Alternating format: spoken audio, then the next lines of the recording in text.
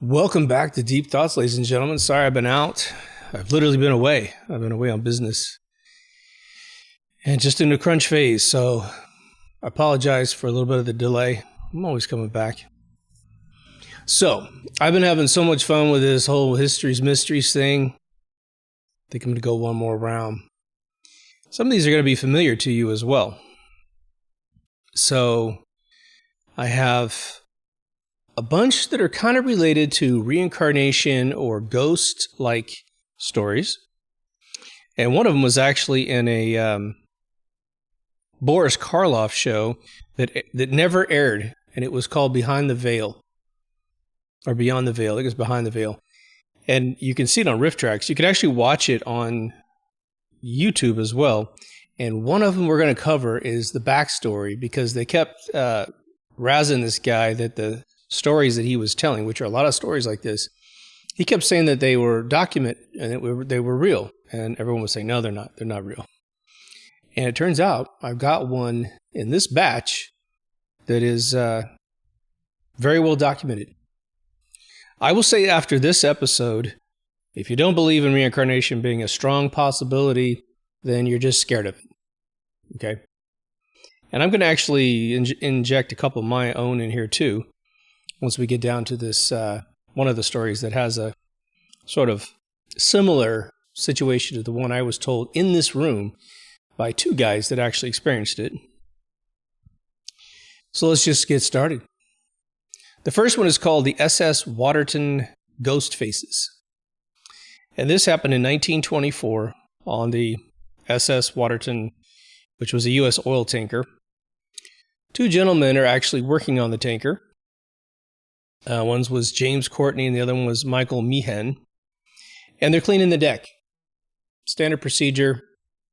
And something happens and they actually die cleaning this thing off. They fall off. They fall overboard. And it's a horrific situation. Everyone's traumatized. And there's not much they can do. Ship's moving. Can't go back to grab them. They're buried at sea. Then, a bunch of the guys, which, you would think they're fairly hardened dudes. One, it's 1924, so not a lot of luxuries in life. And they're on an oil tanker, which is definitely not a lifestyle that's for the meek, right? These are tough dudes, right? Meaning, I would say tough mentally, tough physically, and they've probably seen things like this in their lifetime on previous endeavors. And considering the World War I had just ended, shipping, and moving around in ships was definitely something that was a little bit dangerous, right? But they start seeing ghosts of these two guys. And the odd thing was multiple men, and this would be a situation where if you started claiming this kind of stuff, you would probably get razzed almost out of your job, because it's just a place where you don't make up stories. But, sailors have been accused of making up stories about mermaids and all this other stuff. But part of it, we think about that, was that they were seeing sea creatures they'd never seen before. And so they make up stories about what a whale was, or the one little dolphin. It's not a dolphin, but it's the one that gets mistaken for the singing siren mermaids. So they start seeing faces in the water behind the boat. Some guys actually report inside the boat. And, just to put a fine point on this, weird deaths seem to coincide with this, which could be one of two things. One, it could all be just made up in the mind of man, and one, it could be real. And that if you don't leave in a way that you recognize that this was a valid way to live, you may want to struggle to stay alive because you're so young. A lot of Twilight Zones feature this. There's one with Jack Klugman, who's a trumpet player. He's an alcoholic. His life is ending because no one will hire him, and he ends up walking right in front of a bus and gets hit. And then he walks around and he's just talking to people and realizes no one's talking back to him, until eventually he meets Gabriel, the archangel, or the angel Gabriel, and who looks like Abraham Lincoln, and who actually played Abraham Lincoln in one of the shows, one of the Twilight Zones. And he says, "You know what?" He goes, "Man, no one can see me. You can see me. You can hear me. And he's like, "Yeah." He goes, "Well, I'm dead. How'd you see me?" He goes, No. He goes, "You're not dead yet." He goes, "They're all dead. You're in a limbo. You got to make your decision. You want to go? You want to stay? Don't you have something to live for? Don't you have some talent? Use that trumpet. You're moving people. Don't worry about the money. It'll come. And he ends up making the right choice and coming back to life. So these faces start getting seen so much, both in the water and apparitions around the boat, that the captain himself says, okay, mount a camera pointing out the back of this ship and have it take a picture. It's 24. Movie cameras aren't exactly something you would have on a boat, I would think, but somehow they captured a photograph, which I'm going to show you, and it looks like two faces in the water. Now, of course, skeptics get in there. One, whatever the experts were at that time, and I know it's fun to poo-poo someone from 1924, they don't have all the technology we have, but, double exposures are fairly easy to see. If you know what you're doing, you take the negative and you blow it up, put a little monocle thing on there, you start zooming in on it and you start looking for the feathering of a multiple exposure. And this is actually fairly opaque with the photographs. So they said, look, this doesn't look manipulated at all. And then, of course, the second tier, which is they just simply say it's an anomaly that you happen to get two faces. Well, you happen to get two faces in a photograph when everybody said they were seeing faces in the water. Now, they don't really have a conclusion as to, what ended up happening. I'm sure the boat lands and everybody makes a decision on whether they're going to get back on that particular boat with these two guys missing in the ghost sightings. I guess if it was true, we can only hope that they found their way home. The next one's called the Greenbrier Ghost, and it happens in 1897. And this is interesting. This one's actually a solved mystery, but it's got a little spin on it. And there's one behind the veil that actually has a similar one, but it's a modern New York City story, and they say it's true. But there's an archetype to this that has happened around the world multiple times. This woman, Elva Zona Hester, was found dead at the bottom of her stairs. Of course, the husband's like, man, I don't know how this happened. But they noticed that when they tried to pick up her body and move it, to get it out of the house and that kind of stuff, he was very defensive about anyone getting too close to her. She had a scarf wrapped around her neck, they noticed when they took her out. And of course, he's blubbering probably and just, playing the role. This is a horrible thing. So in order to obviously appease him, they are, just getting her out there and getting her buried quickly. They do the funeral, right? Well, one of her friends, and the husband's name's Shue, S-H-U-E. But here's the weird part. Zona's mother, Mary, she starts going to see like a psychic and starts having this, seance sort of thing, and starts to claim that she's being possessed by her daughter, and then her daughter said that he actually strangled her to death.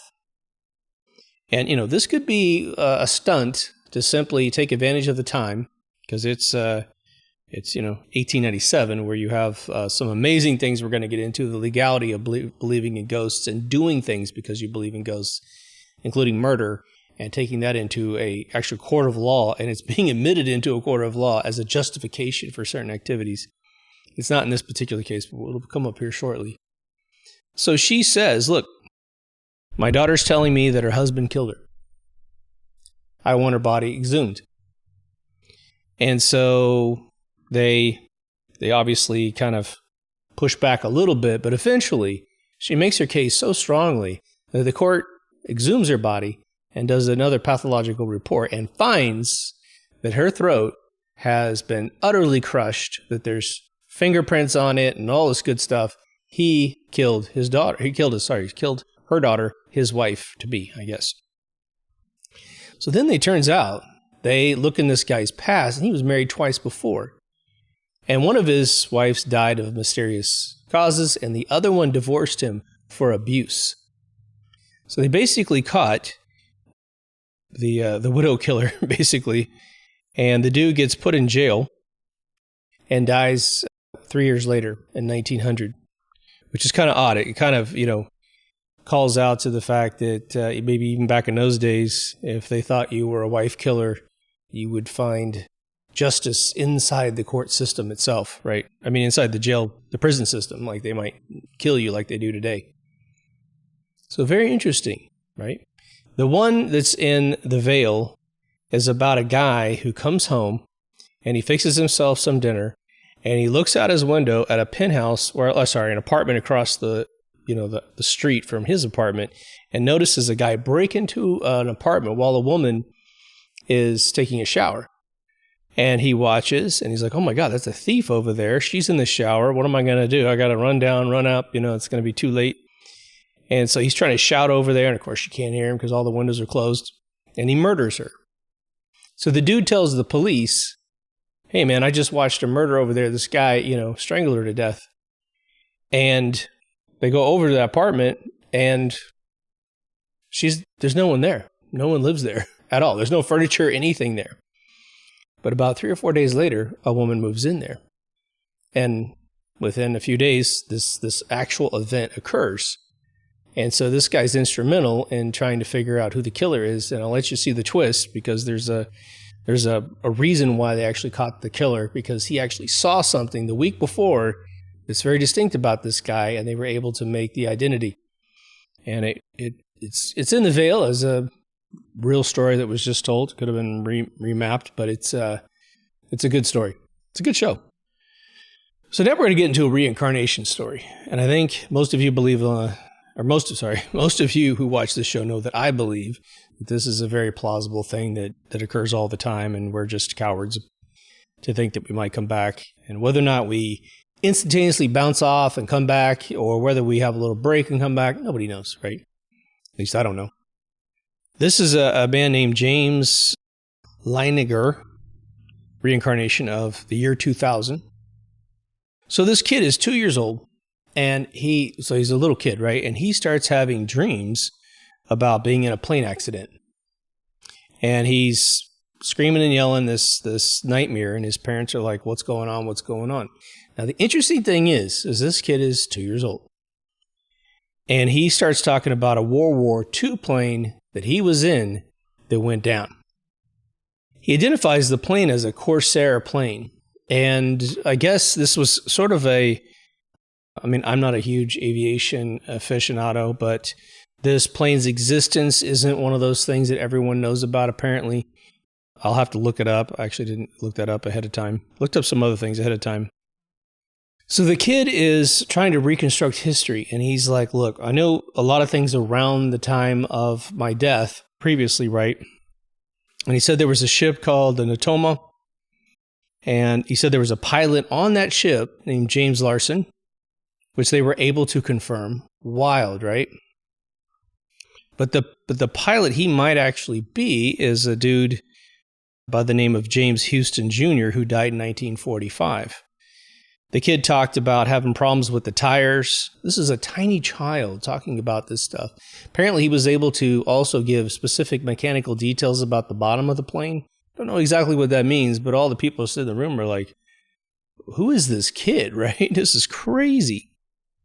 When he was introduced to this Houston guys, this James Houston, it's Hustons, Huston's family, as soon as he walks in the room and sees the surviving sister, which is obviously an old woman, he's like, bam, that your name's this, da-da-da. He starts naming off all the family details of this guy who died in 1945 in a plane crash. Wild, right? So, they kept, the family was like, okay, anything else you got to say? And the kid's young, right? And the way that they talk about reincarnation memories is that when you're born, you do have a bit of a connection with who you were. They, one of the little things I heard many, many years ago, which kind of makes sense, is that when you're crying as a child, not all babies cry, but you're coming into the world going, oh my God, not again. You're like the bowl of petunias in the Hitchhiker's Guide to the Galaxy. You're pushed into this world again, and you're like, oh my God, I got to start over again. And where am I? Oh man, my mother's weird looking. It's a strange thing. And so by the time you start growing up, you start losing your memories of this thing. And when I worked up in the Bay Area, one of the women who ran the technical support department I was in, she had one of her sons inside a Stanford sort of think tank, and they were experimenting with the psychic ability of children. And they said that if you just did a random group of kids and asked them a bunch of psychic questions about, what do I have on this card? What color am I looking at or thinking about? What number am I thinking about? It was something like if you had total random picks, it would be about a 23%, I think that's the number, odds of getting it right. But these kids, by the age of 5, were scoring near 50% correct. And that every year they aged, this started diminishing. And her son had been in it for a couple of years, but she said, my son was a little old when he got in. He did fairly well at the first year, but he's 8 now, and he's starting to be more like the 23%. So Stanford was working on this very professionally, I know for a fact. But a doctor from the University of Virginia, Dr. Jim Tucker, he studied this extensively, went over all the information, tried to do the statistics and probability of the child being able to come up with this stuff. And he said, look, this is one of the best documented cases of reincarnation we've ever documented in history, because of the specificity this kid was able to come up with an event that occurred, 55 years earlier. This next one occurs in 1817. It's called the Bell Witch Haunting. And this happens in Adams, Tennessee. And it was a family it was a house owned by a guy named John Bell. And what they started realizing was that and I apologize, I haven't looked up exactly where this house was. I'm sure they have pictures of it online. It could be in the middle of rural nowhere, kind of cabin in the woods kind of thing. But they started experiencing lots of harassment. First, it was on the outside of the house, and then it starts coming inside the house. And there was, in fact, a daughter who was getting a lot of the harassment, and it was to the point where there were voices. One of the voices was a woman, and she called herself Kate. Some of the voices were, because Betsy Bell was the daughter, and they got to the point where she was engaged to marry a man, and got so much harassment over this engagement that she actually broke it off with the guy. But some of the stuff that was happening internally started getting witnessed by visitors that would come to their house, just, friends coming over. And they said, they would wake up and the bed sheets that they were in were ripped and torn. They didn't do it. And this was just a very consistent, like poltergeist kind of thing, except it was very physical with this. And the really funny one was that the former future president at the time, I guess Andrew Jackson, he went in that place and came out and said, oh my God, he goes, I would rather fight the British than to spend one night in this house. Crazy, right? I mean, it was definitely a man of high integrity. The other one was that the father, I think it's the father, John, he actually dies suddenly of ingesting poison. They said that the Kate voice was starting to took full credit for the kill and started laughing. And anytime they were mourning over the death, this voice would just be taunting the crap out of them. Now, I don't know how that happens. I guess you could have various poisons in the house that are like for rat killer or something, and the guy accidentally drinks it. But I mean, that's kind of weird, isn't it? You would be. So what they're trying to suggest is that wherever the poison was, whatever it was, because they didn't identify it, was moved into the food supply, and he got a copy of it and died. Pretty wild, right? But it's Andrew Jackson, I think, that's the sort of the linchpin for me, that there was definitely something going on. Because you could believe that someone living in a house has a neighbor with some kids, and they're just, scratching on a window, scratching on the door. But putting the voices in the house and keeping, doing internal things with people in beds. One of my close friends, they were twins. One of them just recently passed away of a super cancer. He was only in his early 50s. Crazy. They used to tell me that their father, I mentioned this once before, a long time ago, their father, when they were alive, would take his finger and stroke up their ribs from behind. It was just a little thing he did, and it tickles like crazy, right? So he said that both of them said, and they lived in completely different locations in Southern California, close to each other, but different houses.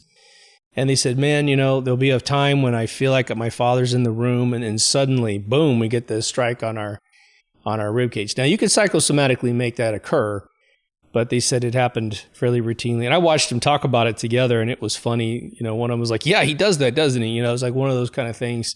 So, you never know. I'm always curious as to why, if penetrating this world is so easy, why we don't all have at least a little Chotsky. You know, I had the thing with my grandmother told me she was passed at 12 o'clock in the morning. And then 2:20 that afternoon, my mom called me and told me she was passed. And I didn't know she was in hospice. I didn't know she was close to death at all.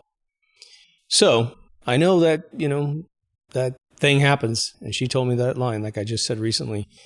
I just want you to know I'm on the other side and I'm okay. And then my buddy George told me that his son's best friend came and told him his son had passed and is 27 years old, just heartbreaking, man, that his son had come to the best friend downtown Huntington Beach and said the exact same words to him. It's wild. And there's another one in here which gets to one of my big points I've made 100 times. Okay, this is a mouthful, but this is the Chillingham Castle Ghosts. And for those of you who live in the UK, you probably know this. It's in Northumberland, England. It is said to be the most haunted castle in all of England. So for those of you who come to me from England, let me know if you've heard of this and if that's truly what they call it. But this was a castle that was very active in the 12th century, and it was just the place they took people to get tortured and murdered. And, you know, if you got caught in a war, you're against the king or whatever, a lot of bad stuff happens there, right? For instance, one of the rooms where people would stay when it got more modernized, they said that one of the walls would cry. You would hear this crying noise. And they said there was like a blue aura on the wall where these cries were coming from. Later, when they restored some of the castle to be more, you know, suitable for environmental controls like air conditioning and heating, they broke that wall open and found the skeleton of a child in there dressed in a blue outfit. So they call it the boy blue ghost. And that the second that they move the bones out of the wall, no one reports hearing that anymore. But nobody knew the kid was in there, and they reported for years this blue aura and this crying in there. And there's another story we're going to get into. It's a very similar situation where people get stuck and they just simply want their bones to be picked up and put in a different location. Now, this is one of those castles that actually has downstairs a torture chamber. So it's one of those old school, you know, I don't even know. They say the Iron Maiden may not even be a real thing, but maybe the Princess Bride stretchy board and all those kind of things are down there. And so what they said was that different people would take care of the castle over time. So obviously there's the original occupants, which I don't even know who that is, but then monks came in and took care of it. But people were constantly reporting major temperature drops, in some cases, temperature spikes. And so that's always been sort of an interesting thing. And let's talk about like temperature drops for a second. Like, why on earth would that happen? Well, what is temperature? If your atoms don't move that much, you're cold. And if they move really fast, you're hot. That's why if you paint a wall, you want to blow hot air on the wall because that agitation against the paint will dry it out even faster. It's cool. So if this hot and cold thing, which has been reported around the world, but it could be, you know, one of those things you say if you want to create a story. But I think it was said several times before we had the internet to push everybody together, the television to push everybody, the radio to push everything together, that it would be when you are an apparition of any kind, you are stabilizing the atmosphere around you. You're slowing down the movement of the atmosphere around you so you are this cold entity. Now, why you would ever be hot, I don't know. Maybe you're trying to pierce the world. I'm not sure. The interesting thing was that the staff of this castle over the years claimed to be able to have full conversations with whoever was doing this stuff, which I think is interesting because what did they say? What were the conversations? I mean, surely someone would say, you know, I was Bob. I lived down the street and then I pissed off the owner and he took me to his dungeon and he tore me into pieces or whatever that happened. You know, I used to work here too. You know, I'm Mr. Grady. I've always been the caretaker here, you know. But this has been a hot spot for people who are looking for paranormal. Apparently it's been in several different shows on TV. I don't recall ever seeing anything specifically with that, but they all report something when they go there.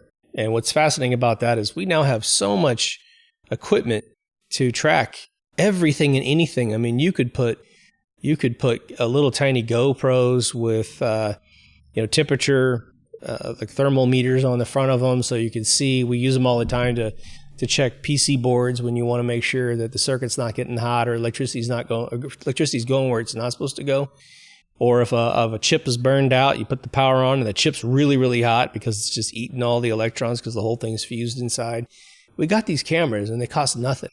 So for every person who claims that these places just are 100% haunted, well, get with it, guys. Get this equipment out there. I've watched a few of the shows on TV that claim this stuff, and man, all they talk about is pure speculation for however long they stay at a location, and there's no substance, right? Now, this is one I had seen on TV. It's a fairly popular one, and you may or may not know this woman's name, but you've definitely probably heard the story if this kind of subject matter is good for you. But it's called the Pam Reynolds near-death experience.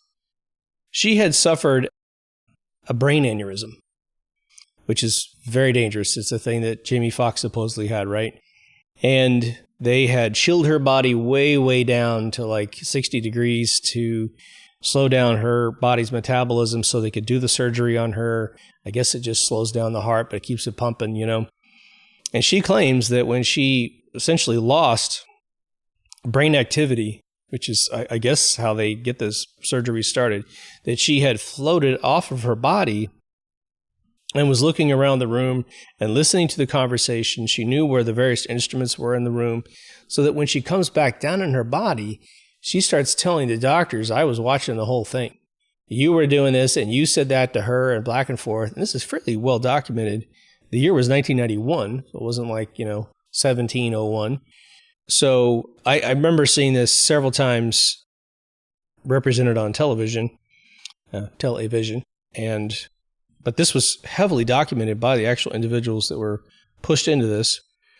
But she said that after she had her experience inside the room, that she started to float away, and she was going towards a bright light, and she ends up meeting her grandmother and her uncle and some other relatives, and it was her uncle that said the famous line to her, "It's not your time, you have to go back," which is what all these people are told. And again, I've told you a couple times, one of my friends had two good friends who died in various sporting activities. One was in a motorcycle accident. I think one was in a car accident or something.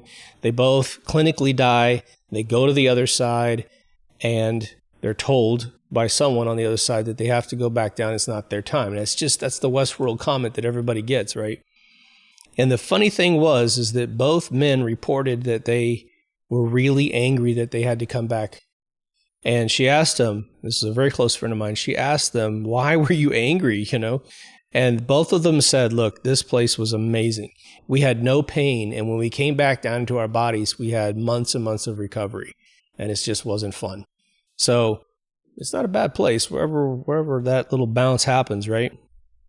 But that's the Pam Reynolds story. I think I'm saying this right. It's the Myrtles Plantation story in Louisiana in 1798. So there was a slave plantation, right?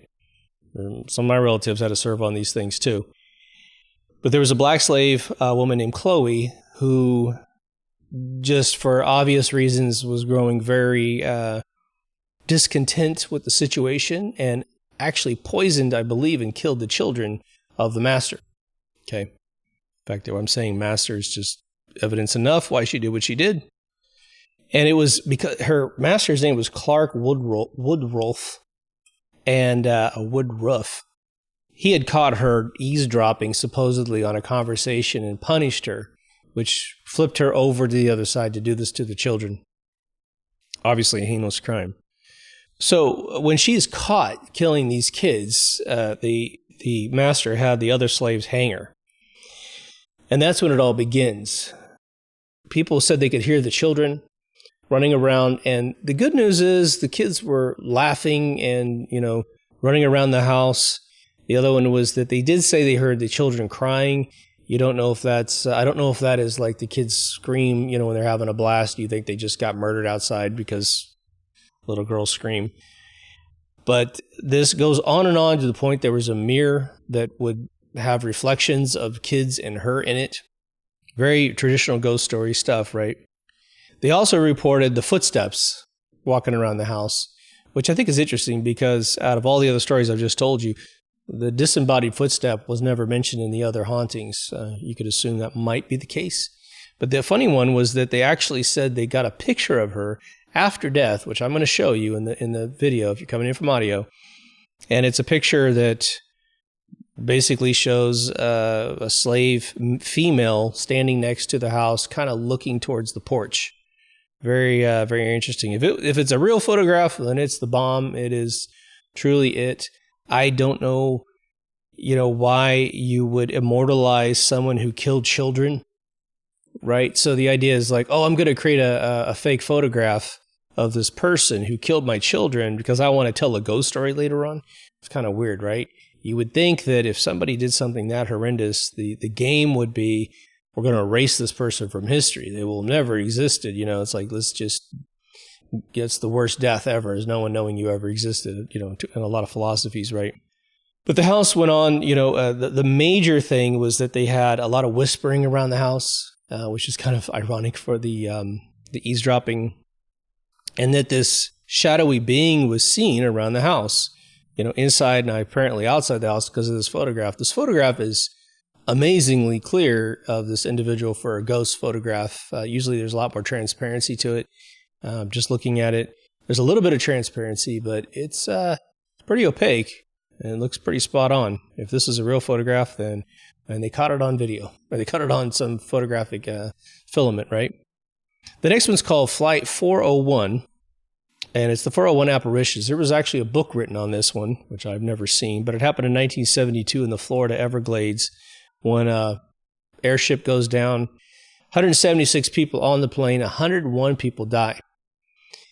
And this is actually fairly fascinating because this story has been told about body parts, but it hasn't been told about plane parts.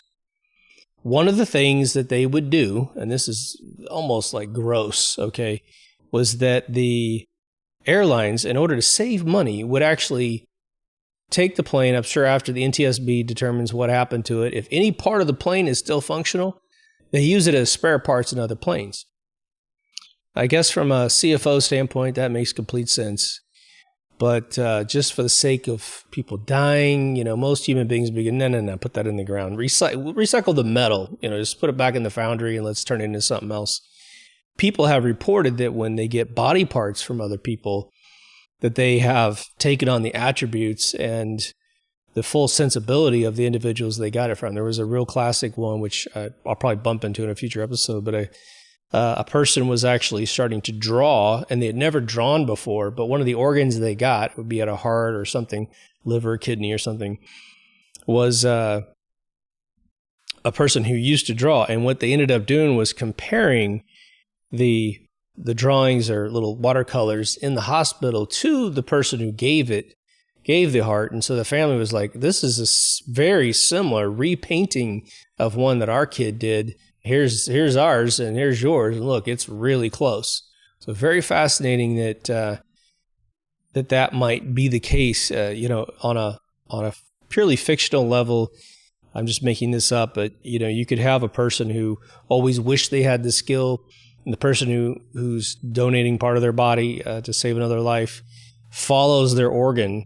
It's not in the organ, but it's just the spirit of the person going, hey, you know what? You could probably paint. I'll show you how to do it. Request it. I'm going to put that little message in your brain, and then you can request from the hospital all the tools to get it done.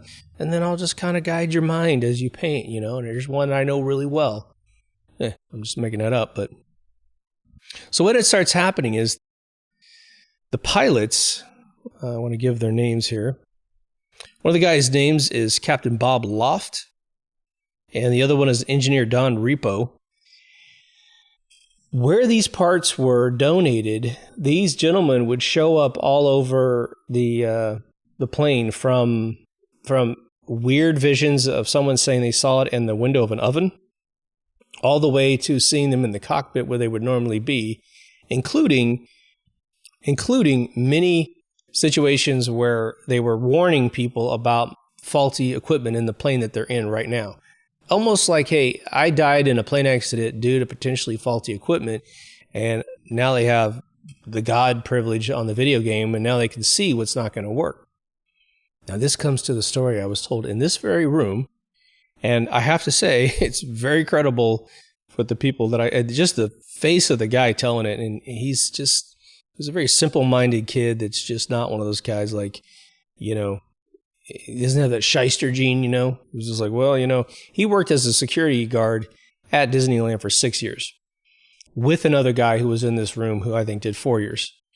Those two guys were on the steamboat at Disneyland, which is where the Tom Sawyer Island is. It's all surrounded by water. You used to be able to go on that island, but they found it too tough to get the kids off the island before the Phantasmic fire show. So they basically said, we're going to let kids over there. He has a story about that too. But he said they're both on the steamboat on the backside. I'm not sure why they're there. I mean, I guess it's just an absolute contingency if someone were to run up and get on the boat before it takes off. But it's a real steamboat. It has a real boiler in the base.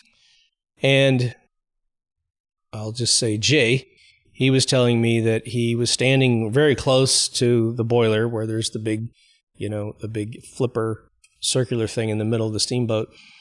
And he said he heard Walt Disney's voice tell him, "You boys better get back, that boiler's about to blow." So he turns to his right, which 4 feet to his right is the other dude, which I don't know his name. And he said, "Did you hear something?" And he said the other guy said, "Well, we better get back." Acknowledging 100% that he heard it too. They walk 3 or 4 feet and that boiler explodes so badly that it took 6 months to repair the boat. And of course, Disney gets all that washed out of the press. I mean, people get decapitated there and you'll never hear about it. It's crazy. And of course, it's always your fault. But this gets to a point where these individuals are seen, and other individuals were seen, other flight attendants were seen. I don't know there was any claims of passengers being seen. But it gets so intense that the airline actually cancels the program for doing this part replacement thing from crash planes, and quietly, off the radar, they pull every single piece out of other planes that had been a part of a crash. Very, very interesting. It's like the CEO got maybe better information than I'm giving you right now and was like, okay, geez, wow, this is weird. Let's don't say anything to the press, but let's get all these pieces out of here. And of course, the people doing the work whisper enough that we hear about this regression technique. Fascinating. Okay, this is the story that was inside of Behind the Veil with Boris Karloff. Again, great show. And this episode is fantastic because you will see, if you watch the show on YouTube, a very young George Hamilton who is probably 17 or 18 years old in this show. It might be his first debut. Very attractive kid, but you're looking at this kid going, man, that guy looks familiar. But he's 17 or 18 years old. You've never seen George Hamilton outside of his immortal 45 super tan face, right? But this is the reincarnation of Shanti Devi, Devi. And this happened in the 1930s. So it was actually 1926, December 11th. She was born. And at the age of 4 years old, she goes, look, I'm actually not from here. I'm from a place down the street, Mathura, India. And she says, I died giving birth to my son. I have a son and I have a husband. And I'm reading this, and I'm thinking, oh my God, that's the one. But I'm thinking, well, I bet the twist in the episode is not in this. I bet that was the fictional writers of Behind the Veil. And it's not. It's part of the real story. Now, they dramatize this a little bit, but the story is they finally, get a committee around her. They evaluate the story. She just has unbelievable details about living in Mathura. And they take her to the house that she designates. She goes, right there is my house. They go up to the door. Sure enough, the mother died giving birth to the son. And she's a little child, right? And so she starts calling this old man, her husband. And in the, sorry, that was my foot, not another bodily function. She starts, try to integrate with the family. Now, the way it happened in the Vale was that she was actually grown up when this actually took place. But she gets there. She knows details between her and her husband. And this was portrayed in the actual show, where I forgot what it was, but whatever nickname he had for her, she told him. Now, in the fictional recreation, the son, played by George Hamilton, would not have anything to do with her. You're not my mother, get away from me, that kind of thing. They never talk about this in the actual story here. But she ends up identifying her in-laws, too. The guy's parents. Oh, yeah, your name is this, your name is that. So it starts getting ridiculous. And, of course, they have a religion that fully acknowledges reincarnation, which, maybe that's why it's real.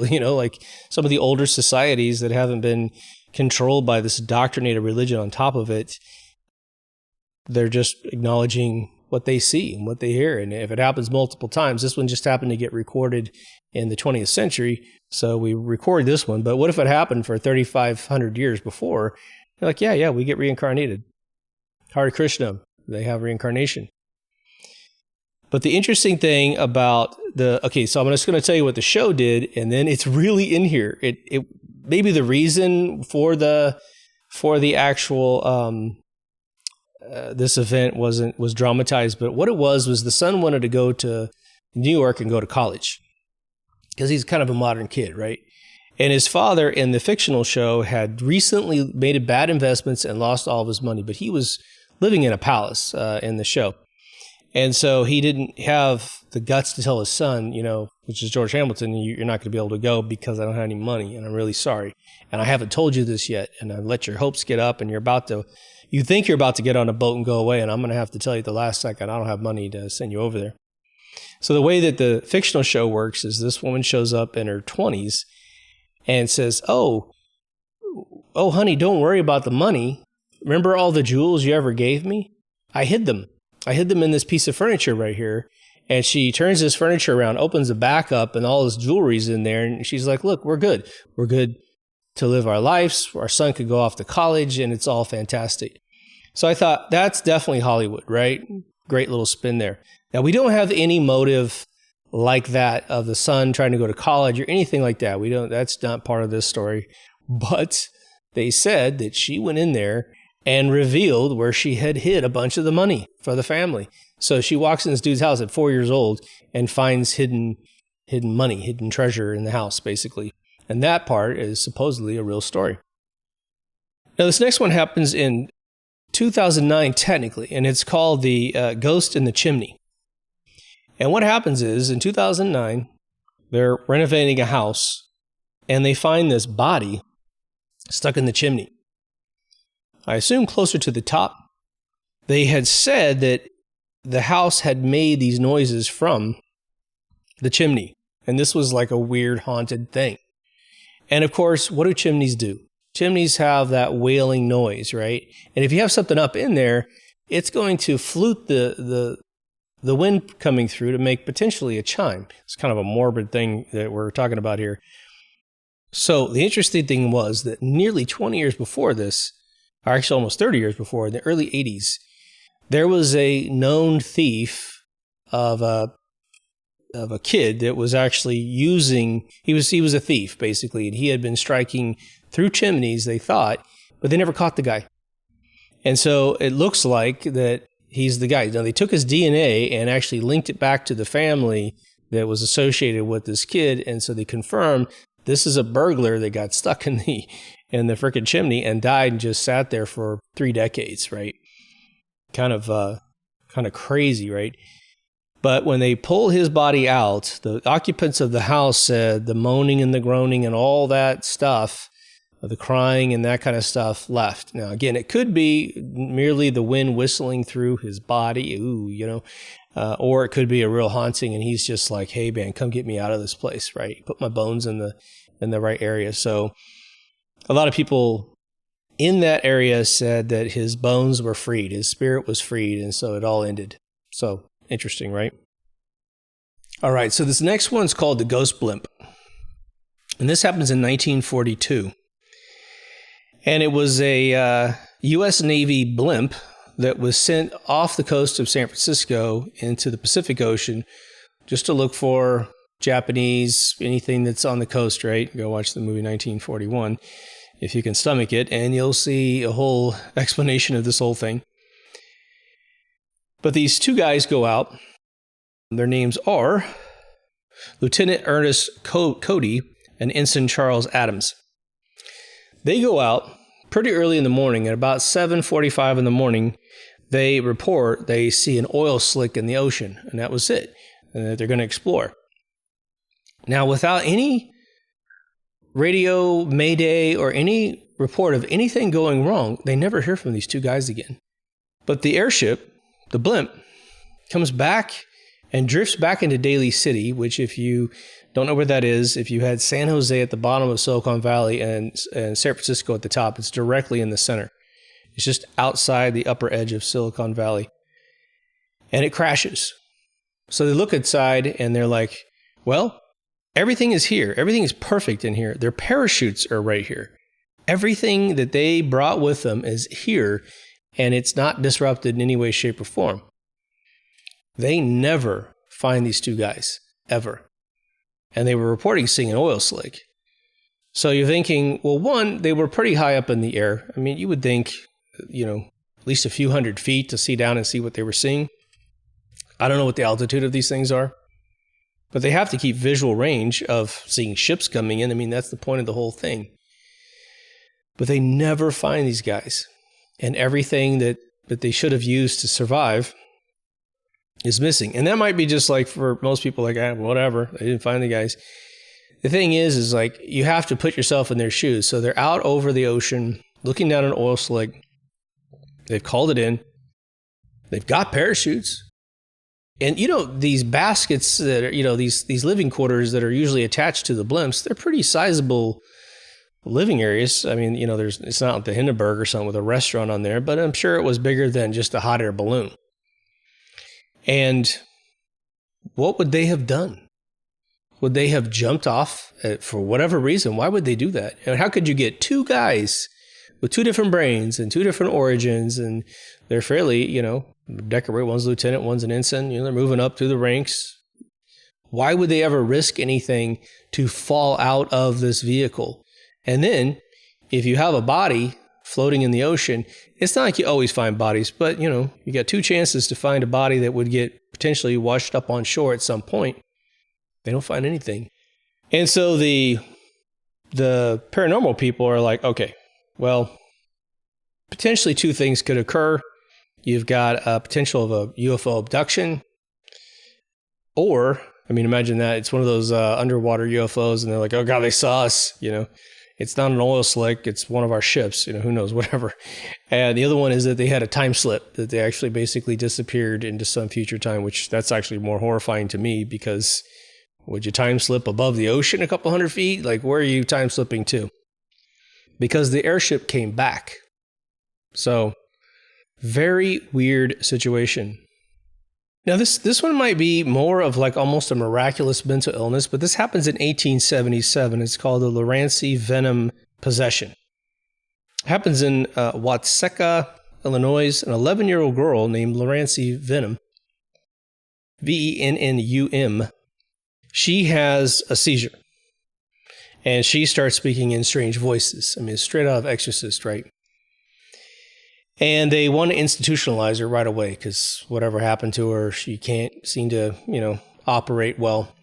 And they turn to this doctor named Alan Rolfe, who was a spiritual therapist who had actually lost his daughter, Mary, when she was really young.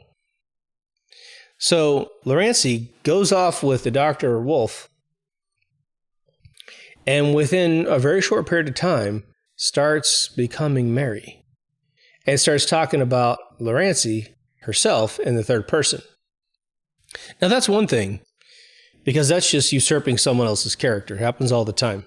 And for whatever reason, you lost your mind, and then you start learning about this other kid. What they said is that this kid started to impersonate, and this is coming from the townspeople and people outside of the royal family. They said, this little girl literally becomes Mary. It's almost as if she died the Lurancy girl died, but her body was functional. And this Mary girl goes, hey, I'm going to infiltrate this kid because she's going to get referred to my father. And then I'm going to be able to go home and live with my father and my family and all my relatives and all that good stuff. So the interesting thing is, she does this for a few months. She's Mary. And she's interacting with their family. And then Lurancy ends up pushing through the personality and says, well, Mary's let me know that very soon she's going to leave. So it's almost like, say what you got to say because she's going to be gone.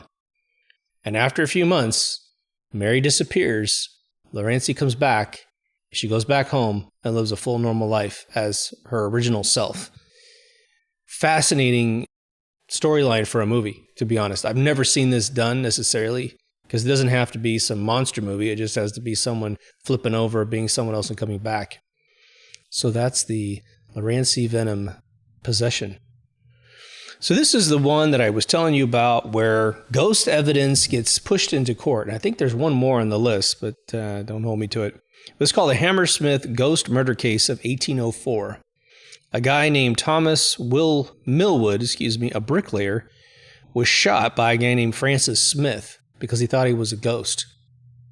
So what happens is, and this is a really unfortunate set of events, the local neighbors had said that this white ghost had been terrorizing the local neighborhood. Now we know because of that gas guy I reported in the last episode, sometimes guys go rogue. And imagine if they had found the dude spraying that town in Illinois and caught him. You know, they could have shot him or whatever. But this dude was a bricklayer. I guess the customary outfit at the time was to wear a white jumpsuit or something. So this Francis Smith guy goes out to try and find the ghost and kill it. Which is kind of weird, you know, who thinks they can kill a ghost? He bumps into this Thomas guy wearing white and shoots him and kills him. So naturally, this Francis Smith guy gets apprehended for murder, gets pulled into court, and Francis Smith's attorney, you know, pleads with the judge and the jury and everybody and says, look, he was doing what he thought was right. He was being told that there's this this ghost out there, and he wanted to kill it and get rid of it, and he happened to shoot this guy who was walking around in a white outfit. So the judge was very lenient on him. He was going to get the death penalty. He ended up just serving, I think, 1 year hard labor, and he gets off. But this was one of the landmark cases where evidence of a ghost belief was factored into a murder trial and actually got the guy off from being, you know, capital punishment to death. And so very interesting turn of events that, you know, you think about us today trying to do that kind of thing and it would be laughed out of court, right? This next one's fascinating. This one's called The Silent Twins. And it's about two sisters named June and Jennifer Gibbons. These two kids are born in April 11th, 1963. And immediately, the kids won't socialize with anyone. When they learn how to speak, they are said to speak in this super sped up language that no one can understand. And they just talk to each other. And that's all they do. You can talk to them and get them to move around and engage in things, but they simply talk to each other. These kids go on and grow up with this weird anomaly. And, you know, a lot of you girls used to speak that weird talk in the 80s and the 90s. I forgot what it's called, but it was like this weird language. It was like an advanced Pig Latin. But these girls both of them kept a diary. They would write little novels. They would write little plays, and they were really morbid content in this thing, which is really, really strange. They would also engage in theft and arson. They were just really weird children, but you couldn't talk to them. You couldn't figure out anything about them unless they wrote it down, right? But then when they wrote stuff down, maybe in the diaries, this would be great to hear it in the diaries, right? So eventually, there's June and Jennifer, right? Eventually, Jennifer says, look, one of us is going to have to die for the other to be free. wild, right?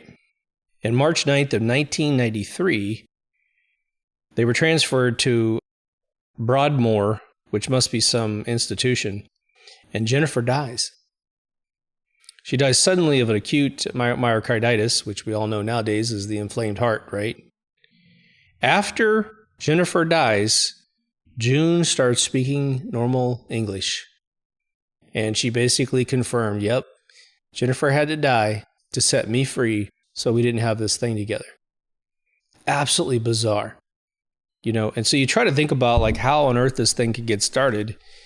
If they're twins, then you have a lot going on in the womb, right? And we always assume we know what's going on in the womb. We've seen so many videos online of twins that are babies talking to each other, and you know, even if they talk to each other in gibberish, which is what we think it is, but they'll be talking and then they'll go over and get things and give each other things and they'll build something together, and you're like, oh my God, these kids are really communicating. Whether or not the phonetic stuff coming out of their mouth is truly the syllables they have the right and fastest to tell each other what they're doing, we don't know. It could just be gibberish that, you know, where the psychic communication just rides on it, right? But I thought this was probably one of the most unique stories. And I mean, gosh, why people aren't making television shows about this stuff? I mean, serious dramatic recreations of this stuff and embellish it a little bit. I don't know, because we're watching crap on TV, right? The next one's called the Freddy Jackson Ghost Photo from 1919. This one is nothing shy of super cool. And I think I've seen this before a long time ago. But it's the Royal Air Force, right? And you've got a guy, World War I, he's in the Goddard Squadron. And the day before a particular photo is taken of all these men in the Royal Air Force, there's an accident. An air mechanic named Freddy Jackson dies. He dies due to a propeller, which, you know, you could only assume what that means. Now, so he dies, let's just say on a Monday. I'm making that up, but he dies on a Monday. They're going to take this group photograph, which they've all planned on taking on Tuesday. Tuesday just so happens to be the day they're going to bury his body, because the military doesn't mess around. So the same day this dude's buried, the group photograph happens. And up in the back row, up against the wall, behind the shoulder of one of the guys, Freddy Jackson is in the shot. And we're talking about, 1919. I mean, this is like, I guess there's someone could do something weird, but this dude's fully alive, looking at the camera with a little bit of a smirk. I'm going to show you the photograph in the video. But for my money, it's like, it's the most legit claim of this kind I've ever seen in my life. I mean, he's in there just going, what's up, guys? I'll see you later. But I was going to definitely not miss this shot, right? And he's up against a dark wall, so it works perfectly. If it's a hoax, it's phenomenal. And of course, they have had the photograph examined several times over the years because they still have the negative in 2025. And it always passes the test. So either it was an incredible hoax or, you just got to call a spade sometimes, and maybe this stuff happens, right? Now, this other one is not exactly anything paranormal, okay? But most of you had probably heard this. It depends on your age. You might have heard of this when it happened on the news. I remember this. I didn't know the details of it, but it's called The Man Who Fell from the Sky in 2001 outside of London. And this is September 9th, 2001. So it's just before the big day, right? A guy falls out of the sky and goes ba-boom on the ground. And a lot of people thought, oh man, what the hell was that? People were standing around where this guy hits the ground, but they didn't really consciously put it together. They thought it was a car accident, like maybe someone was walking down the street and they get hit by a car and their body flies, Nope. This dude, his name was Paul Manyazi, and he was a young man from Kenya. He had gotten on a British Air plane as a stowaway. He hid himself up inside the landing gear thinking, well, there's plenty of room in here. I'll just sit up here and get off in England and will have immigrated all the way there. So, of course, they think he's technically fine as the landing gear goes up. He's huddled in there. He had a backpack with him and some stuff. And then, of course, he goes to 35,000 feet, where it's negative 60 degrees Celsius. So obviously there's no oxygen. He's freezing to death up there. So the way he probably died was just he went to sleep and never woke up. So obviously he's not alive anymore. So here they're coming into England, about to land at Heathrow. Landing gear goes down and this dude's body just falls out. And thank God he didn't land on anybody. But this was there were some people that said that as soon as he hit the ground, they saw him get up and walk off. And some of you will hear that story and go, oh, we've heard that before, and we've seen this before. There are, and again, with special effects out there today, it's really hard to discern whether or not some of these videos are actually legit.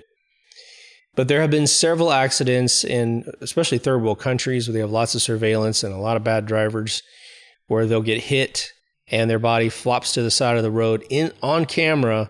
And fairly immediately, once the damage to the body is pretty evident, that hitting the telephone pole or whatever struck that fatal second, a body will show up on the side of the road like instantaneously, looking at the accident, and it's kind of a dark brown apparition that's not fully opaque, right? So you can see through it, and they're sitting there staring at themselves. You know, it could be them, could be somebody else. You assume it's them if it's real, but there's probably almost half a dozen of those videos that you can find online where some people have done some compilations of this stuff. It's compelling. It depends on what you believe. But a lot of people said they definitely saw this guy get up and walk away. If that's the case, God bless him. Hope he has a great life. He did finally get to England. This next story is very interesting as well. It happens in 1922 in Nova Scotia, and it's called The Fire Spook of Caledonia Mills. I might be saying that wrong, but it was in 1922. There's a series of fires in this town in Canada where it's the McDonald family, and they have this girl there where they have 30 fires start in the house, little minor fires just starting up. And when they investigate the fires, they're like, there's no matches, there's no fuel, there's like, what the hell's, there's nothing there to start the fires. But everywhere this kid goes in the house, these fires start. But they had adopted a girl that they called Mary Ellen McDonald. And they did, it took a little while, but they finally figured out as a fire started, this kid would be walking away from the fire or reporting the fire. And so they brought in some investigators because this is, potentially going to kill people. This guy, Dr. Walter Prince, comes in to investigate the whole thing.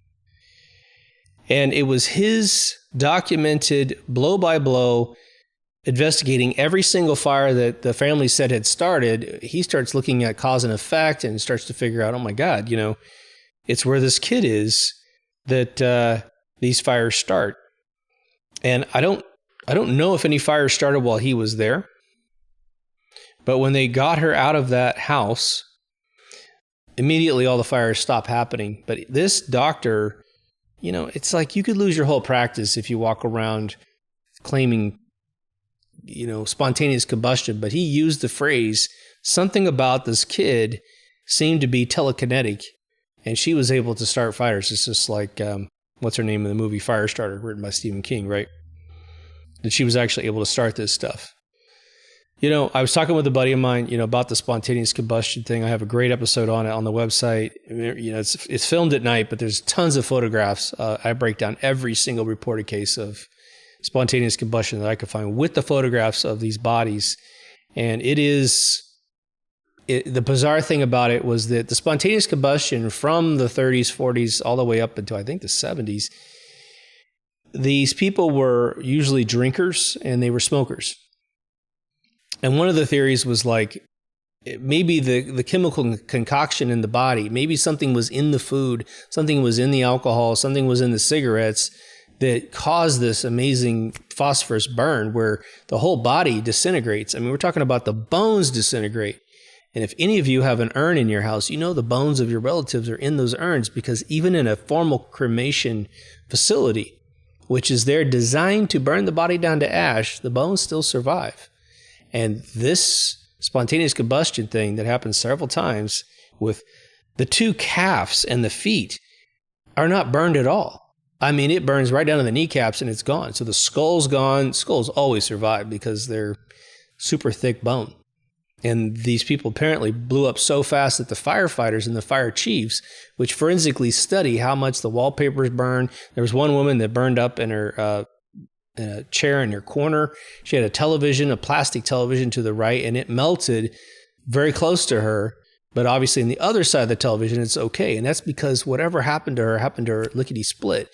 The wallpaper on the back also did not completely burn away. So if she had slow cooked or blew out a huge flame and sat there burning long enough to get rid of a body, get rid of the bones especially, a cremation takes 3.5 hours, right?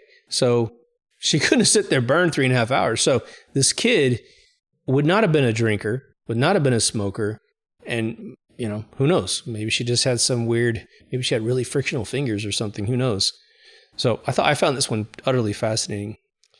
Now this one's really cool, but they claim that it might have come from a fictional source. But this is called the Rudolph Fentz, F-E-N-T-Z, incident of the 1950s. A guy shows up in New York, walks out in front of a car, and gets hit and dies.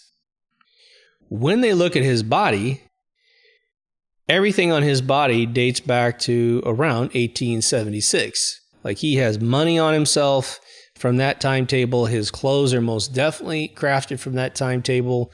And it's one of these things of he was in a world he time slipped is the theory, right? From 1876, it was reported in this New York rag that a man with the same exact name had disappeared from 1876 and that his wife claimed he had deserted her with no notice and no one ever found him.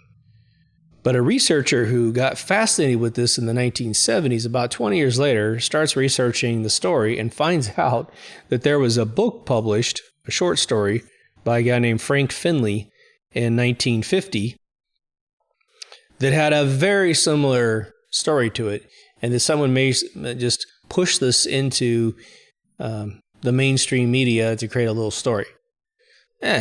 Well, could be, right? But one of the interesting things about this kind of stuff, if you want to believe, okay, or if you're willing to believe that this guy time slipped and gets nailed, right? There's 2 or 3 Twilight Zones that have this exact same situation. One's a cowboy. I just watched this episode. He was about to get hung on a rope, and the professor from Gilligan's Island is a time travel professor, and he created a machine. He grabs him right when he's about to die on the rope and pulls him to New York City. And he goes downstairs eventually, and he's nearly getting hit by all the horseless carriages. And then there's one with Buster Keaton, which a lot of people hate this episode, and it's one of the best episodes. It's the real Buster Keaton in first he's in a silent movie, and then he comes to the future and he can talk, and then he goes back to the silent movie era. It's really cute. But if you had this happen and people knew that this could happen in a government capacity or whatever society, secret society capacity, they would want to cover it up. And so you could write a quick story, publish it backwards, and then the 70s guys finds it and poo-poos it, but it actually really happened. There's a little sci-fi story for you there. So this one's about a guy named Andrew Carlssin, Carlssin. In 2003, I don't know if this is true. We'll get to the ending of this. He takes $800 and parlays it on the stock market to $350 million. So obviously, peasants are allowed to do that. Only politicians are allowed to do that, insider trading. And they get him and they pulled him aside. And they said, "Hey, how'd you do this? What's going on?" He says, "Look, I'm a time traveler from the year 2256, and I brought back, just like Back to the Future, the almanac of the stock market, and I blew this thing away." And so they obviously they don't believe him. They're going to prosecute him. And so reportedly, he offers to identify where Osama bin Laden is, and he offers to give the cure to AIDS. And so he is obviously being held for prosecution.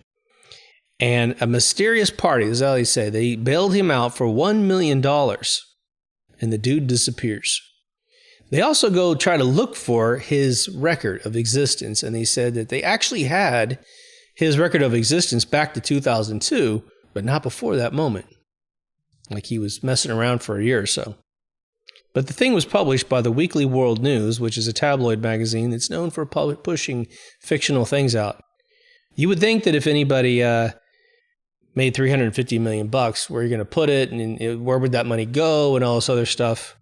It would be an interesting method for someone who has methods of figuring out where the stock market's going to be for whatever reason to smuggle $350 million back into their own personal wallet, right? That'd be interesting. So it might be a hoax. Where it came from was definitely hoax central. I thought it was a great story to tell, though. So this one is sort of a time slip story, right on point. It's called the Moberly Jourdain Incident. Charlotte Ann Moberly and Eleanor Jourdain visit a palace in, I don't want to say this wrong, near France.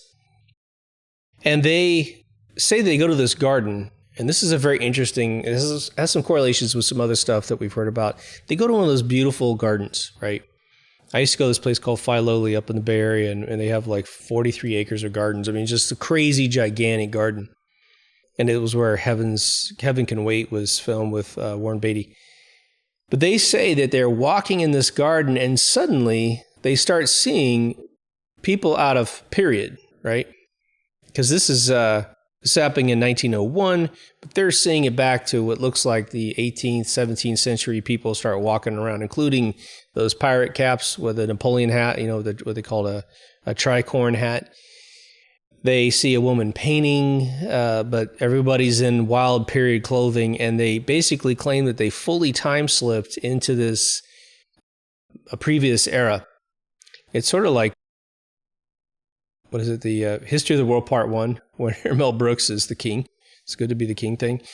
It's sort of that era. Now, they romantically identify the woman who was painting as Maria Antoinette. I didn't know she was a painter. This is that funny thing when you talk to people who want to claim that they're reincarnated and they know about their previous lives. There is about, I think at any one point in time on the surface of the earth, probably about 50,000 women who say they were Nefertiti, even though we have now debunked the bust of Nefertiti as being a complete forgery by a guy. If you listen to the full story, it is hilarious. The guy knew a dude who made these busts, and he went and had it commissioned, and then he went to a very famous spot that it's a barren little corner of a home made of stone. People have been there 1,000 times, eaten lunch 1,000 times. I mean, for decades, this was a very famous location. He suddenly says he finds this perfect bust of Nefertiti. It's the famous one you've seen. All a complete hoax, right? In 1911, about a decade later, they published a book called An Adventure. Now, obviously, there's no evidence that this occurred, and it could have been a publicity stunt to create a book that pushes this through. I don't know. I think that we don't live back in this era to know how much ridicule you might actually inherit as a result of walking around saying you time slipped. So, I don't know how well the book sold, but it just leaves it up for their word against anyone else's word, right? Now, this one's funny because I saw this one, or heard this one live on, well, it wasn't like it was the live first event, but it was the guy that went on Coast to Coast AM, which, I've said to you several times, there was at least a good era, if it doesn't still exist, where they take people that are supposedly, well, they're like psyop people, the people that just create fiction, right? And they put them on Coast to Coast to see if they can withstand George Norrie and, it used to be Art Bell, and the audience calling in. And this guy fell like crazy. He absolutely died miserably on this, but it's called Project Pegasus. And it's a guy named Andrew Basa. This guy's a real dude. You can go look him up. But he starts his claim in 2004 that he was in a DARPA project where he was traveling through time, and he was hired by DARPA as a child. He's the guy that said that he went back to Gettysburg. And again, it's just a joke that you would always pick these crazy, really famous moments in time to go back to, but not a bunch of other famous moments in time. And you don't ever change anything. It's like the Twilight Zone episode, No Time Like the Past, where Dana Andrews playing Paul Driscoll can't change, 3 different moments in history. and ends up in a little town in the 1800s where he just wants to settle down until he finds another little anomaly which changes his mind. And I did an episode on that. You can go watch. But this was a guy that actually, I believe, also, he said he actually traveled with Barack Obama, right? Now, this guy's on a phone call at Coast to Coast AM, which if you haven't heard that show in your lifetime, it's just a wild show where anyone can call up and say anything. You can talk about anything. Now, Art Bell, who invented the show, had this super deep voice, recently passed away. Once the event of September 11th occurred, he got jaded, and understandably so, because he was smelling the BS from all of the press out there. And so he eventually starts getting hot about 10, 15 years later, and they kick him off his own show and put in Art Bell, who's just a guy that goes along with anything, right? I'm not accusing anyone of being a bad person. You just, again, you pre-censor like Rod Serling. You hire a person that's naturally that way. You don't have to convert them or tell them to lie. They're just that way. But this guy is on the show, and he claims a different person had been with him, and they traveled to these faraway planets, including Mars, but also really faraway planets, aliens living there and stuff. And this guy calls up the show live and says, "Stop talking about me. You have nothing to do with me. Don't drag me into this crappy, conspiracy you're talking, this fictional thing you made up. I've never met you. We've never done anything." And what the guy says is the only brilliant thing he ever said on the entire appearance on the show, which he says something to the effect of course you don't know because you haven't done it yet. Hilarious, right? But he also talks about a Barack Obama. It was just like whatever name was popular at the time. But then one caller calls in, and I think it's the first or second phone call I heard, and it was drop the mic.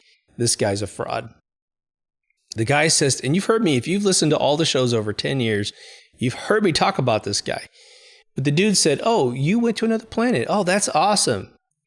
And you said you had a combined like a year or 2 years at this other planet?" "Yeah, oh yeah." And he goes, "Okay, what's it look like on that planet?" And the guy goes absolutely dead mic. For if I was writing a script and I had to dramatize on paper how long this guy held nothing, it would be 4 or 5 beats, right?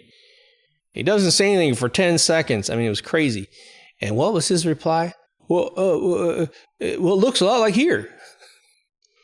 Never thought through his story. Total bullshitter. Unbelievable, right?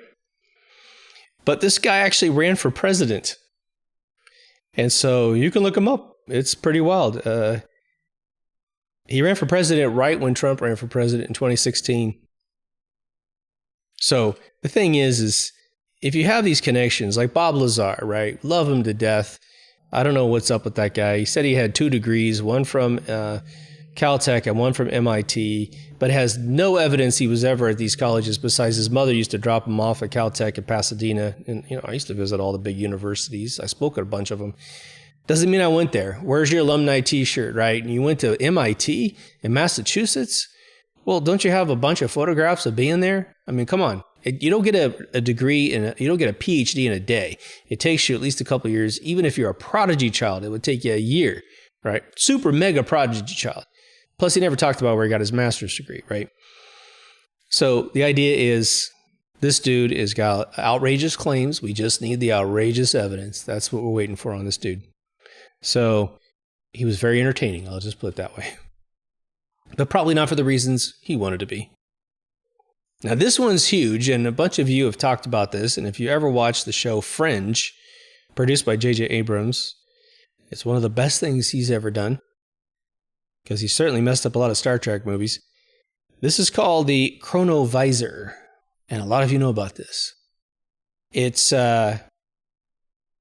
most likely not real because of where I'm going to end this. But in the early 60s, there was an archbishop, a Father Pellegrino Ernest. He was a Byzantine monk, But he came out and started claiming that he and a Nobel Prize physicist, Enrico Fermi, and of course, Wernher von Braun, because he's got all this time on his hands, right? He's over here trying to get to Mars initially, and then he conceded to the moon. And he actually had a decent plan. What they ended up doing was a complete weird thing. And 2001: A Space Odyssey is based on what Wernher von Braun proposed in the mid-50s. You'll build a place out there that orbits Earth, and then we ferry all the fuel up to that wheel, and then we take off and go to the moon. Exactly what happened in 2001. Walt Disney had him on the show, and he showed his wheel, and it was wild, right? But what this is they said, this monk said they had created some sort of frame that through modulating, and this is funny because it's sort of 1960s. He said that they were taking electromagnetic waves out of the universe and reconstructing the past into this frame so they could view things that happened in the past. And they said they watched Napoleon do stuff, all the way over to, let me get the list here. Yeah, Cicero delivering a speech, Napoleon's military campaigns, and even the crucifixion of Jesus Christ. And he offered a photograph of Christ, which I'm going to show you the photograph, this blurry picture of Jesus. It's not that blurry. Now, again, I would love to believe that there was even just an avenue of science that had a thread in a sweater that you could pull out even just a molecule that would even yield a theory for traveling through time and being able to see the past. Because there's one thing about seeing it and there's one thing about being there, right? Now, if we live in a matrix, well, anything's possible, right? Some weird Westworld, anything's possible. If you believe that we're in space somehow, if it's a flat space, well, everything's moving around, maybe you could get back the same XYZ and view backwards, right? But you think a lot of people would run into this technology. If you believe we're on a planet that's spherical and flying through the universe, well, then obviously you have to deal with the fact that where the past was is way over there, right? And the further you want to go back, it's just, supposedly Earth's moving 60,000 miles an hour through the galaxy, yada, yada. I don't know if I believe all those assertions, but we like to have answers for everything, right? The fake Big Bang, right? We love that kind of stuff, right? But modulating an exact position where they actually can control the camera, that's the other thing too. When you start making movies, you're like, well, where's the camera going to be? And why is it that when bad directors like James Wynn tries to make a movie, it's just bad camera work constant. And they got the camera in their hand and they can't get a decent shot. And this happens all the time. So the idea that they're running around this camera is kind of funny. Now, the picture of Jesus was totally debunked because what he did was with the same... there's another one here we haven't covered. It won't be in this list, but a guy said he went back in time, took a picture of a pterodactyl. It turns out he took a blurry picture of a child's book. And once they found the child's book and his picture, they were exactly the same. Fraud.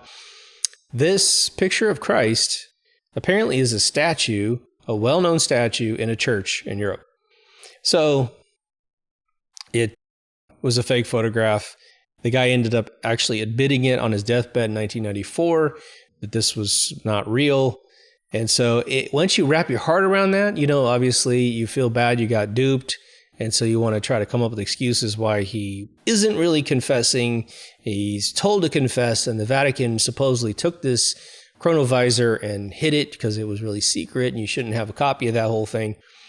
It's just I will just tell you, I would love to come up with some sort of theory with just the very fabric of what he said, electromagnetic waves recreating the past. I mean, the absolute diffusion of any universe you might want to come up with would scatter any remnant of the past. My physics teacher used to say, my astronomy teacher and my computer teacher and everything else, he said if you could jam away from the Earth at faster than the speed of light and you could look backwards, stop and then look backwards, and if the light didn't diffuse off the Earth, you might be able to zoom in to the light leaving Earth, again, this is all traditional theory, and see something that happened 5 minutes ago. But in order to see something that happened 1,000 years ago, 2,000 years ago, good luck, right? And again, if the Earth is moving, then those light waves are not stationary. Okay, this one is 100% a hoax, and it was something that I saw when it came out. It came out in 2006 in Sweden. So in terms of me saying this correctly, I apologize, but it's the Håkan Nordqvist incident. A gentleman on August 30th, 2006, came out and claimed that when he was fixing his sink, this is a copy of a Twilight Zone. It's a copy of a Twilight Zone that became the utter foundation of the movie Poltergeist. Okay. He's claimed that he was crawling underneath the sink, which, has a little box around it, right? And he said he crawled through a time slip and went to the year 2042 and met himself in the future. Not only did he meet himself in the future, he took a picture of himself from the future, and then brought that photograph back, which I'm going to show you. There's actually a couple photographs of this, and he had a tattoo, and the other guy had the tattoo aged, and the guys, they really do look alike. It's phenomenal. So he claims, this proof that he went through time. Well, it goes around the internet and goes viral like crazy, which is exactly the goal of this whole thing. But it was actually an advertisement.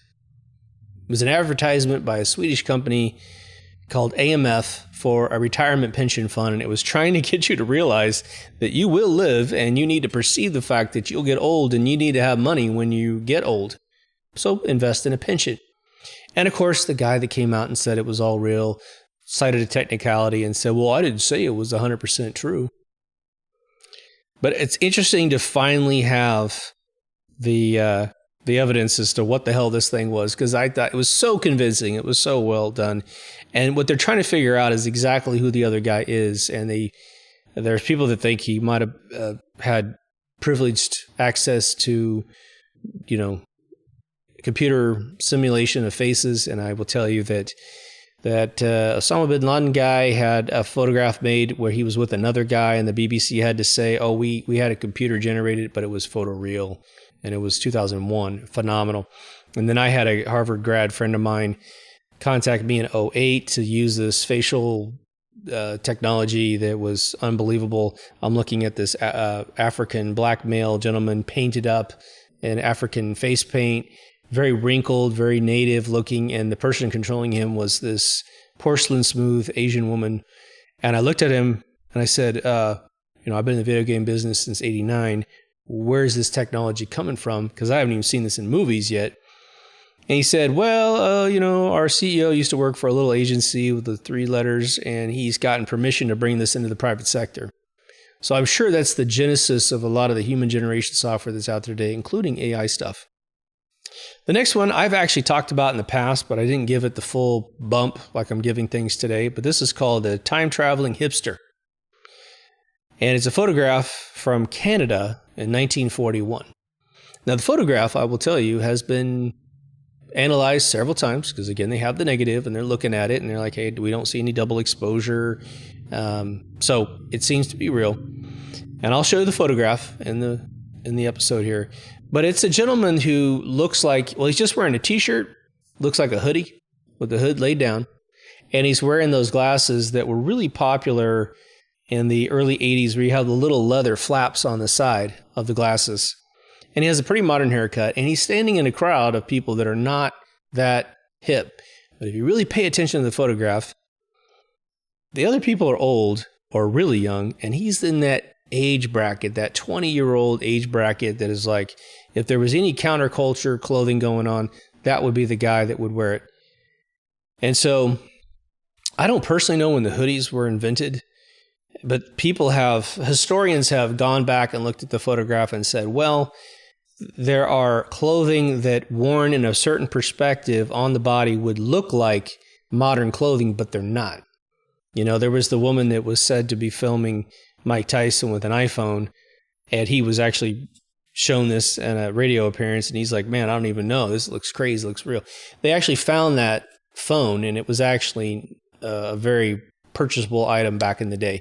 So it wasn't some time-traveling cell phone. It's just a wild device that cost a ton of money that you didn't have. And if you go back to the movies like Andromeda Strain, there's a video game, a stand-up arcade game in this palatial suite that's in the first act. And this girl's playing it. It's a real game, but there's only a few made. And they were super duper expensive. And that was the catalyst for Pong and Space Invaders and all the stuff that came about 2 years later. Now, a lot of folks obviously say everything he's wearing looks way too modern. I had those sunglasses in 1983 that he has on, except for mine were plastic and purple, but I had those leather things. I used to wear them when I was skiing. So, you think that stuff doesn't exist, but it does exist. I'll give you an example. The stereoscopic viewing. Remember those little viewfinders that a lot of you grew up in the Midwest or your family had them? You put the one card in the front and it has two pictures and you hold it up to your eyes and it's boom, it's full 3D. They simply took two photographs at the same exact time with this very special camera and printed them. And you could get them in the late 1800s, but it was invented in the mid 1850s. You just didn't see it. Then you had the red and blue glasses, or sometimes green, that were the 3D glasses of the 50s, right? Well, that was invented at the turn of the century. It just didn't make it into film for 50 years later, right? Then you have polarized glasses. Well, that was a big thing of seeing 3D in the 80s, but it was invented in the mid-50s. I had a startup. We invented, high-resolution LED 3D theaters. Right? It's different than the TVs and it's different than anything else you've ever seen. It's not the 6mm stuff you see at concerts. This is like sub-millimeter stuff. We also had stuff on the deck that would actually create 3D from a blank chip. Like imagine a chip without the stuff on top. So we actually cast into the body of a chip microscopic LEDs that outnumber the rods and cones in your eye. We also had stuff that let you see 3D without any glasses. So you'd be staring at a screen and we figured out how your eyes work and we can put two different signals in there. It just takes millions of dollars to get those other things done. But we had this other one completely finished. It's the best 3D you'll ever see in your life. And I guarantee you, I'll probably be 80 years old before I ever get a chance to walk in a movie theater and see the technology I helped invent. So stuff exists that you just don't know exists. A couple boutique companies put it out, you get a copy of it. So this kid might have just had something that some dude said, hey man, I hate the way the light comes in on the side of my glasses. That's why I love these big fat temples, because it blocks the light. It's cool. But they just put leather. How about that? This other one you've probably also seen. It's called The Chaplin Time Traveler. Charlie Chaplin filmed a little movie called The Circus in Los Angeles, which he owned most of, by the way, in 1928. And a woman walks by, and she looks like she's got a cell phone on her head. That is where the similarity and the science completely stops. This woman is simply holding something up to her ear as she walks by. And she is not talking. People think that she's obviously got a cell phone. There's no picture of the cell phone. She's not holding anything that looks like a cell phone. You can't see what she's holding. But if you know some of this, if you grew up in a little small town, you will see these relics move up from the 20s and they're in homes in the 70s. And there was it would look like a little horn that you put into your ear and you just hold it up against your ear and you can stop hearing everything around you and you hear the stuff straight ahead of you. So who knows what this woman was doing? She could have been having a bad hat day and just put her hand on her head to hold something down. You never know. She could have had a cold ear and simply put it up there. She's in a big fur coat. She could have just been blocking something with her ear. You can't wear the earmuffs, ma'am, because we're filming the circus, but you go ahead and put your head up there. He might have even looked at her and said, what are you doing? Well, we print it because no one's going to notice. And then 100 years later, everyone's like, oh my God, a time traveler. But this thing gets put online around 2010, absolutely explodes. By the way, I will definitely show the photograph of that in the video as well. But they never identified the woman, and she never revealed whatever she had in her hand. So that is the list in episode number 3. Now, some of the episodes I'm going to be doing, just we have a moment here to talk. I'm going to definitely keep the AI episodes up. I started programming some of these AIs. And so what I shared in the February episode almost seems like I should take it down. It's so stupid. Not inaccurate, but just not insightful very much. Maybe it'll be a good like chapter 1 to what we do in the next month here. The other one I'm going to do is another, big picture review on Rumble. We don't publish that kind of stuff on YouTube. Some of you suggested some great episodes, so I won't mention the ideas now to get your hopes up because I might swap things around, might find better evidence for one versus the other. But you guys have been helping me in the comments. Super appreciate it. Getting a lot of views on some of the old videos. And just remember, this isn't a normal channel. This is not a chronological channel. This is like your father bought you the biggest encyclopedia on planet Earth. It's got 10 years of episodes on it. Yes, my technique got way better as the years passed. Some of these I'll probably end up redoing. You folks have gone back and, give me a thumbs up on a video or give me a little comment, and then I go rewatch it and I'm like, oh my gosh, I got to redo this video. For those of you who are new and wondering, why does it say S6 on 3 years worth of videos? It's because I used to create a brand new intro every year, every 100 episodes. And I've just been way too overwhelmed the last 3 years. I've literally been working on one project as of August for 3 years, and we're about to push it out probably the beginning of next month. So it's just been a monster application for a friend of mine. So once that gets out the door, then I'm going to have to update the mobile version, get that out the door, and then we're going to have a lot of free time to do the normal stuff. So there's a lot of great, exciting things coming. So hope you're enjoying it. Definitely get back and see some of the old episodes. If you haven't been to the website, do remember there's a store up there with wild t-shirts and stuff. The more that they pop off, the Apollo one that shows you the accident that would happen if that actually took place, that's actually moving quite well.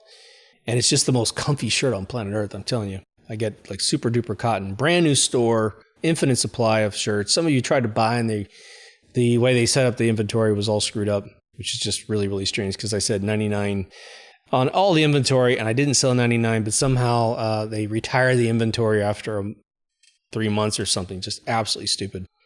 I have gotten away from that company completely. And they're printed in America, by the way, if that happens to tickle your fancy, if you're around this neck of the woods. But we also have the audio if you want that. It does usually release a little bit later. I'm just a little slow on that. I usually try to get the YouTube video up for about 3 or 4 days before I put it out there. We have a lot of social media out there. I don't really post on social media much because I just find it to be the divide. It's just up there to basically cut you in half. But if you have a membership to one of those other alternate social media sites and you want to know when the videos drop, and you want to make sure that if you were kicked off of YouTube membership, which happens all the time to you guys get kicked off all the time, you want to probably subscribe at your favorite independent social media outlet, and then you'll always get notified. And if you don't see the bell happen on YouTube, you got kicked off. So get back over there and resubscribe. It's nuts. We've had record viewing for this last 6 months, and we have probably just had a handful of subscriptions. So we are still the most shadow banned freaking channel on YouTube. And I got a shirt that says shadow banned to perfection on the website. Anyhow, thanks for stopping by. To folks on Patreon, it's now completely free. You do not have to donate anything. Everything's up there that I've ever posted. It's public for you guys to see. There's PayPal if you feel really generous. For anyone who's ever contributed to the show, thank you so much and make it happen. Take care of yourself and someone else, and I'll see you in the next Deep Thoughts. Over now.